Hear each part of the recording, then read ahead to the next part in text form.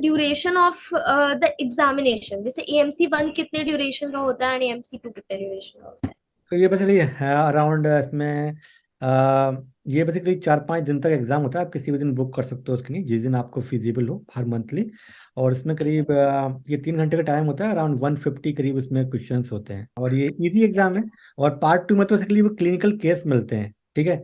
और उस केस की बेस पे भी कुछ कुछ कुछ क्वेश्चंस होंगे। फॉर एग्जाम्पल ये एक केस केस है, उस केस पे 3-4-5 क्वेश्चन बना देगा उसी के ऊपर। एंड मेरा नेक्स्ट क्वेश्चन ये है कि एएमसी टू के, जैसे एएमसी वन के बाद अगर हम वहां पे वर्क करते हैं तो आपने उसके बारे में इलाबरेट कर दिया कि क्या पे स्केल होगी, हम लोग मैनेज कर पाएंगे या नहीं। एंड एएमसी टू के बाद क्या जर्नी रहती है, like once you clear AMC to उसके बाद क्या आगे? फिर आपको वो एक तरह से यहाँ पे बोलते हैं एज ए रेजिडेंट बन जाएंगे आप हाँ। एक। ठीक है। बेसिकली वो भी क्या है, वो इंडिविजुअलाइज्ड होता है, वो आपके सीवी पर डिपेंड करता है। आप मगर मिनिमम 1 ईयर तो सबको करनी पड़ती है। फॉर एग्जांपल कुछ जैसे किसी ने अगर एमबीबीएस चाइना रशिया रशिया से किया, ठीक है, उनको might be they can say you have to go for 2 year, 1.5 year में भी। बट फॉर जो इंडियन ग्रेजुएट्स हैं उनको वो 1 ईयर का रहेगा, जिसने एमबीबीएस किया है। अगर किसी ने एमडी भी कर लिया फॉर एग्जांपल, या एमएस किया हुआ है इंडिया से, अब उसको एएमसी देना है, तो वो चेक करते हैं, वो कुछ दे में रिड्यूस। तो बेसिकली वो इंडिविजुअलाइज हर बच्चे का देखते हैं और फिर उसको बताते अच्छा, हैं वो कि किसी आपको। के कितना नॉलेज बेसिस पे वो टर्म रिड्यूस करते जाते हैं? यस, मगर पर most okay. Likely on an average 1 year का आप मान लो। और ये जो है बेसिकली जॉब होती है, तो ये जॉब है बेसिकली। और यहाँ पर जो सिस्टम है वो गवर्नमेंट कंट्रोल सिस्टम करती है। मतलब यहाँ पर प्राइवेट क्लिनिक्स इतनी नहीं होती हैं, प्राइवेट जो है हॉस्पिटल्स नहीं होते हैं, क्योंकि यहाँ पर everything is free for a patient, ठीक है। तो अच्छा, उस केस में क्या है ना कि जो भी लगेगा आपकी मोस्ट लाइकली किसी गवर्नमेंट हॉस्पिटल में ही लगेगी। तो ये जो हम स्टाइपेंड वगैरह मिलती है, मतलब जो भी हम ये जॉब कर रहे होते हैं एएमसी टू के बाद? यस, तो मैंने बताया था आपको कि एएमसी 1 के बाद जो, अगर आपने एएमसी 1 पास किया, वो हम आपको एकेडमिकली भी हम कोचिंग कराते हैं 4 मंथ की, वो हम आपको पास कराएंगे, आपको जो है एएमसी 1। और उसके बाद फिर इंग्लिश अगर आपने पास किया, उसके बाद आपको जीएमओ की जॉब मिल जाती है, जूनियर मेडिकल ऑफिसर, जिसकी सैलरी होती है अराउंड 70,000। मगर आपने बताइए। एएमसी 2 भी क्लियर कर लिया, तो अब हाँ आपकी हाँ। सैलरी आती है करीब 130,000 पर ईयर। यानी कि इंडियन रुपीज में 5-6 लाख रुपए पर मंथ हो जाती है। बिकॉज अंटिल आप अपनी ये भी ट्रेनिंग के अंदर ही हो, अभी तो आप डॉक्टर बने नहीं हो, क्योंकि उसके बाद ही आपको फुल रजिस्ट्रेशन मिलता है। इसके लाइक मेरे दिमाग में एक क्वेश्चन और आ रहा है कि जैसे यूएसएमएलई में हम लोग आईएल्स और टोफल के एग्जाम देते हैं for testing our English language, तो for going to Australia also do we have to take these exams? हाँ, यस। तो बेसिकली ऑस्ट्रेलिया में क्या होता है कि यहाँ पर 4 एग्जाम होते हैं जनरली पूरी दुनिया में जो है इंग्लिश के, ठीक है। एक एग्जाम होता है जो ओनली हेल्थ केयर प्रोफेशनल्स के लिए होता है, उसको बोलते हैं ओईटी, ठीक है, okay. Occupation English test, OET. तो यू कैन राइट ओईटी, और you can write PTE, Pearson English test, और you also can write IELTS और टॉफल। बट इन सब ओके। सबसे इजी कौन सा रहेगा अगर मैं कहूँ तो सबसे इजी रहता है पीटीई और ओईटी। ओईटी क्योंकि हेल्थ केयर प्रोफेशनल्स के लिए ही है, तो आपको किसी डिजीज के बारे में लिखना है, तो वो इजी रहता है बेसिकली, क्योंकि वो हेल्थ केयर प्रोफेशनल्स के लिए ही बनाया गया है वो जो एग्जाम है। तो okay, so my next question here is कि एएमसी में का जो एग्जाम होता है उसके पासिंग परसेंटेज क्या होते हैं, like part what is the minimum कि हम क्वालिफाई कर सकते हैं? हाँ, तो अराउंड 50% ही देखते हैं वो लोग। और generally up to 80% student pass कर जाते हैं उसको, पार्ट जो है पार्ट 1 को फर्स्ट अटेम्प्ट में। 60 to 80% उसका उनका और एवरेज जो है पासिंग रेट है। इवन नीट पीजी का भी इतना नहीं होता है मुझे लगता है, शायद, राइट। तो हाँ। हाँ, और पार्ट 2 थोड़ा सा टफ होता है, तो उसमें 25% तक लोग पास करते हैं। अच्छा, और ये जो हम एग्जाम्स के लिए जब रजिस्ट्रेशन कराते हैं तो उसकी कितनी फीस होती है? क्योंकि यस। मैंने देखा है यूएसएमएलई के फॉर्म की, तो इट्स लाइक अगर हम इंडियन रुपीस में देखें तो इट्स समवेयर अराउंड 90,000 और लाइक 70,000 से, मतलब लेके 90,000 तक है उसकी fees just for the form.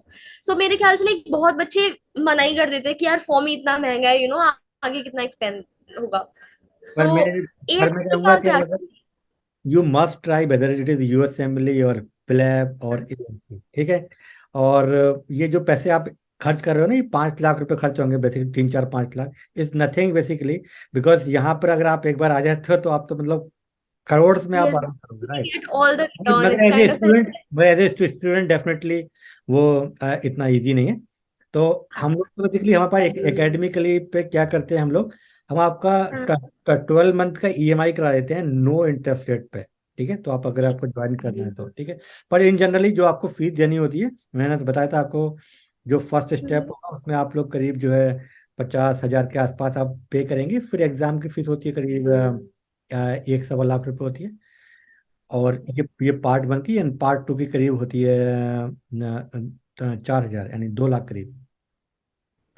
अच्छा। तो ऑलमोस्ट टोटल जो है मिला के ये 3.5 4 लाख रुपए खर्च हो जाएंगे पूरा एंड तक।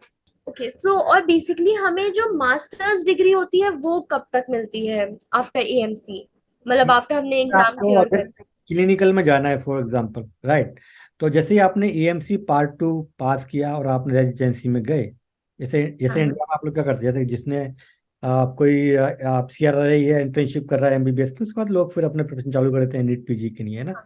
सेम यही ऐसा ही यहाँ पर भी है। तो आपने अपने इंटरेस्ट के अकॉर्डिंग आप अपना जो है अप्लाई कर सकते हो उसके लिए। अच्छा, मतलब जब आप, सो मतलब वो एएमसी एग्जाम देने के बाद कितना कितना टाइम लगेगा हमें, मतलब अप्रोक्सीमेटली? वो कोई ऐसा कोई टाइम फिक्स नहीं है, अब ये डिपेंड करता है, कोई सीट्स कम होती हैं, लोग ज़्यादा होते हैं, तो कौन सी ब्रांच मिलेगी आपको, राइट। अब आपने कहा कि नहीं मेरे को ऑप्स इन गायनी में ही करना है, हो सकता है आपको ना मिले, अच्छा। है ना।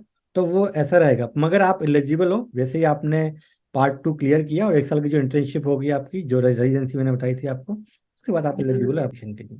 अच्छा, एंड एएमसी 2 के बाद जो हमारा वीजा प्रोसेस रहेगा उसका क्या मतलब, लाइक थोड़ा सा जनरली उसके बारे में देखो, यहाँ इलाबोरेट। पर बहुत ज़्यादा शॉर्टेज चल रही है डॉक्टर्स की ऑस्ट्रेलिया में, इसीलिए जो नॉर्मल वीज़ा से आप कंपेयर मत करो।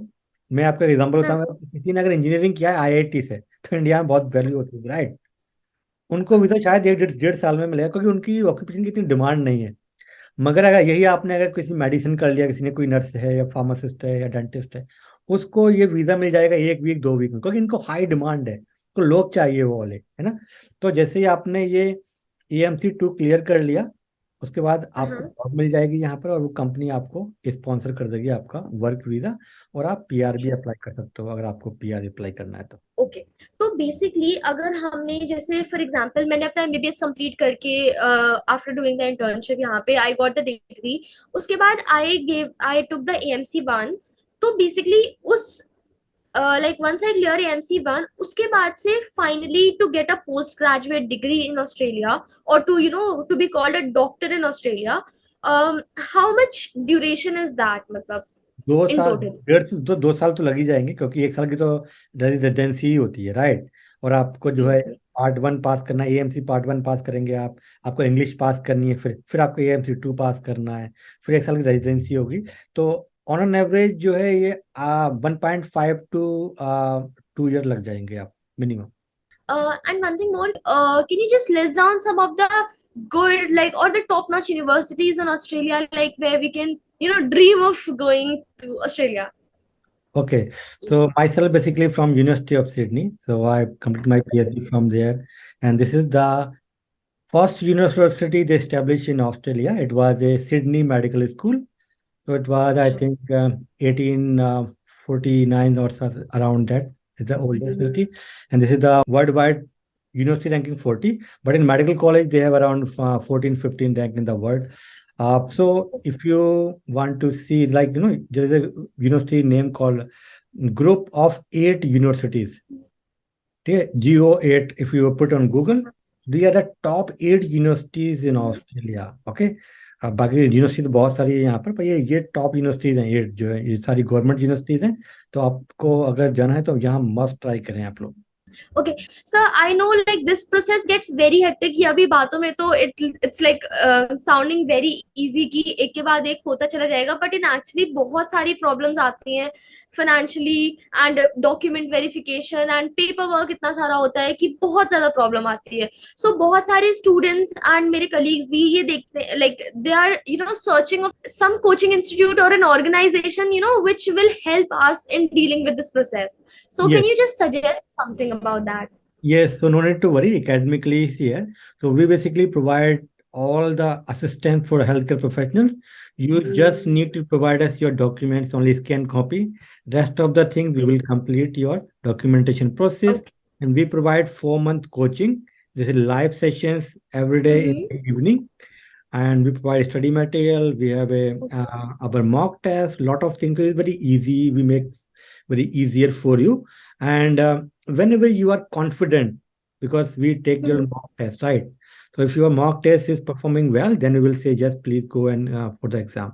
तो एग्जाम मंथली होता है, इसका कोई प्रॉब्लम है ही नहीं, आपको जब भी आपको देना है जिस मंथ में, एक्सेप्ट दिसंबर एंड जनवरी में नहीं होता है, बाकी फरवरी से नवंबर तक आप कभी भी दे सकते हो इस एग्जाम को। और एकेडमिकली पूरा कंप्लीट आपको गाइडेंस देता है, पूरी हेल्प करते हैं आपको मार्गदर्शन में ऑस्ट्रेलिया के लिए। ठीक है। Okay, so I think we've got enough idea about AMC examination. And okay, the last question is ki, since I know a lot of students must be applying for the exam, so what is the rate of intakes for the Australian universities? So basically, you are this AMC exam, you are not fighting to get the admission in university. Basically, you are fighting currently to register yourself as a RMP in Australia, right? Once you become a RMP in Australia, then only you have to apply for the university. तो basically 2 साल के बाद मैंने बताया था कि भाई आपने पूछा था कितना टाइम लगेगा, तो वो जो यूनिवर्सिटीज की इनटेक की बात है 2 साल के बाद में बात आएगी। अभी तो आप लोग फाइटिंग करो रजिस्ट्रेशन की, तो रजिस्ट्रेशन में कोई ऐसा वो नहीं है। बहुत ही यहाँ पर अराउंड एक न्यूज आई थी अभी ऑस्ट्रेलियन मेडिकल एसोसिएशन की तरफ से कि 10,000 इनको फिजिशियंस चाहिए ऑस्ट्रेलिया के अंदर राइट नाउ। हाँ, क्योंकि ये लोग डब्ल्यू का जो फार्मूला होता है लाइक 1,000 पॉपुलेशन पे 2.5 डॉक्टर होना चाहिए, वो उसको फॉलो करते हैं। इंडिया में फॉलो नहीं हो पाता है कि वो एक अलग बात है, पर यहाँ पर लोग उसको फॉलो करते हैं, इसलिए यहाँ पर उनको बहुत ज्यादा फिजिशियन चाहिए। Acha. And also, I think this is my last question. What is the kind of research scenario in the Australian universities? Yes, so Australia is very well known for the research, and this is the main problem in our Indian medical graduates. They are not basically inclined more of the in the research side. They mostly focus on the clinical things, right?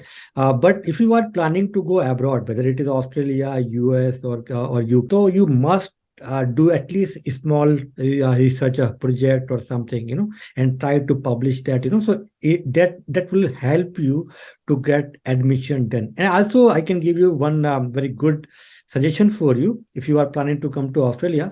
There is a master degree called here Master of Research, okay, MPhil. Mm-hmm. You can come Huh. on that course, and Uh-huh. then it will be free. Basically, they will basically give you the scholarship, right? And simultaneously, you can prepare for yourself AMC 1 and 2 because they are given a scholarship. Everything is free for you, right? So this also can be a good Yes. option for you if you are looking. I know personally one doctor came here to he did basically a sports medicine. It is not very common, इतने लोग Okay. करते नहीं है ना। तो ऐसे बहुत सारे कोर्सेज हैं, आप ऐसे एक्सप्लोर कर सकते हो। Like health policy for example आपका इंटरेस्ट है, पब्लिक हेल्थ में आपको रिसर्च करना है, आपने कुछ किया था, फॉर एग्जांपल आपने कुछ एमबीबीएस में आपने कुछ ऐसा कुछ छोटा मोटा कोई सर्वे किया था, आपने उसको पब्लिश किया, तो उसकी वजह से आपको स्कॉलरशिप मिल जाती है, और फिर आप अपना ये एग्जाम साथ में प्रिपरेशन करके आप पास कर सकते हो। आप Free of and if you are coming for this MPhil, then it can be converted into a cost. PhD also. If you do not want, for example, अगर आप पास नहीं कर पा रहे AMC या आपका मन नहीं कर रहा आप जाने का AMC में, तो आप कंटिन्यूअसली उसको PhD में कन्वर्ट हो जाती है आपकी MPhil जो होती है। Acha. Yes. Okay. I think that's very good for Indian medical graduates who are going there. Yes. Okay, so I think sir, we had a really good and interactive session, and I literally got a lot of idea about Australian medical examination, about the council that deals in a lot of organizing these kind of examinations. So I think that was it for the session, and really thank you so much, sir, for being on the Thank you, channel, Praveen. and it was really very and it was very insightful. Yeah. Thank you, Praveen. Bye.